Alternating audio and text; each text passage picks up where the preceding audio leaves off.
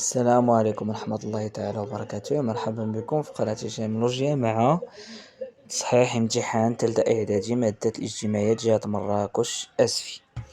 إذا الامتحان جاء على الشكل التالي، سنبدأ بتصحيح الموضوع المقالي، والذي جاءت فيه وضعية اختبارية واحدة في مادة التاريخ تتحدث عن الظروف العامة التي مهدت لوصول النازيين إلى الحكم بألمانيا، وأسباب الحرب العالمية الثانية، وكذا النتائج المادية للحرب العالمية الثانية.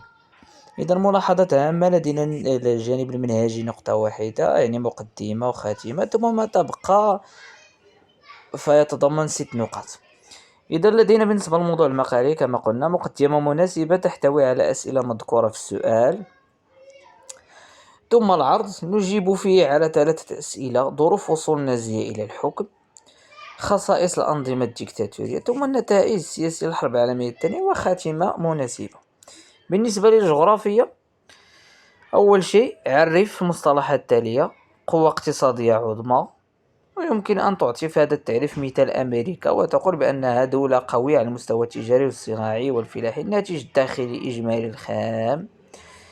ثم صل بسهم مظاهر قوات الفلاحة الأمريكية: تحتل المنتوجات الفلاحية المراتب الأولى في العالم، تستفيد من ارتفاع نسبة العاملين فيها. نعم صحيح. يتميز الوسط الطبيعي باليابان من ملائمة الظروف الطبيعية. خطأ. تحول اقتصاد روسيا بدأ نحو التخطيط المركز. نعم صحيح. دعوم المفسرة اعتماد اليابان على ضعف الموارد نعم صحيح. عندنا أكمل الفقرة التالية بوضع العبارة التالية في المكان الفارغ، يعني من الفراغ: خصص اقتصاد السوق، اقتصاد وجود التخطيط، شهد اقتصاد روسيا تحولا من كذا إلى كذا. المهم تكمل حسب ما هو موجود في اختيارات. بالنسبة للتربية على المواطنة، أول شيء نقرأ الوثيقة جيدا، ثم بين القضية التي يطرحها النص يتحدث عن يعني القضايا البيئية التي يعاني منها المغرب. استخرج من الوثيقة أهم القضايا البيئية. هذا سؤال بسيط. تأثير التغيرات المناخية على الموارد الطبيعية في المغرب، تأثير واضح وهو أنها في تراجع وتأثر بشكل سلبي. إذا قلنا تأثير التغيرات المناخية على الموارد الطبيعية في المغرب فهو تأثير سلبي، لأن أصبحت يعني هنالك نسبة قليلة من التساقطات، وتأتي التساقطات في وقت غير وقتها. لدينا زحف الرمال أي التصحر، لدينا تدهور التربة، تدهور الغطاء الغابوي، انتشار الحرائق. هذا كله بسبب التغيرات المناخية. الاعتماد على المكتسبات: وضح مجهودات المغرب في المحافظة على البيئة والموارد الطبيعية. هذا سؤال مباشر انطلاقا مما يعني تم حفظه في أو مراجعته في الدرس. ثم بالنسبة لليوم العالمي للغابة، تم تنظيم حملة تحسيسية في محيطكم القريب من طرف إحدى جمعيات المجتمع المدني للمحافظة على الغابة. اقترح حلول مناسبة للحفاظ على الغابة.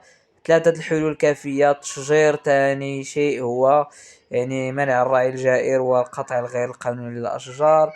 رابعا يعني أو ثالثا عفوا هو يعني البحث عن حلول بديلة للتعمير في اتجاه المجال الغابوي واتجاه إلى المجالات الخالية وحماية يعني البيئة بشكل عام. إذا الامتحان كان في المتناول، امتحان جيد بسيط. نتمنى التوفيق للجميع، ولا تنسوا الاشتراك بالنسبة للزوار الجدد للقناة. والسلام عليكم ورحمة الله تعالى وبركاته.